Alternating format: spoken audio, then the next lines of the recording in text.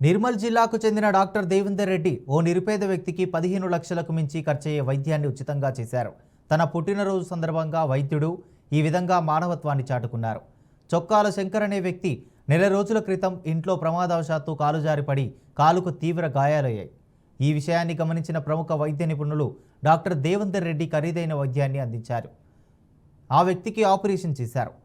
దీంతో అతడి కుటుంబ సభ్యులు దేవేందర్ రెడ్డికి ధన్యవాదాలు తెలిపారు.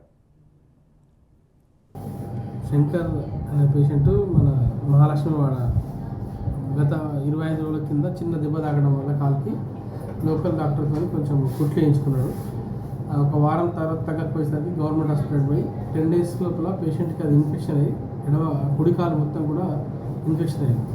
సో దాన్ని మన హాస్పిటల్కి తెలుసుకొని మన హాస్పిటల్ తీసుకోవడం జరిగింది 15 డేస్ బ్యాక్.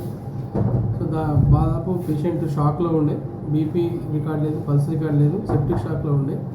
ఆయనకు స్టెబిలైజ్ చేసి వాళ్ళందరూ పేరెంట్స్ వాళ్ళ పిల్లలు అందరూ రిస్క్ ఒప్పుకోవడం వల్ల ఆపరేషన్ చేయడం జరిగింది.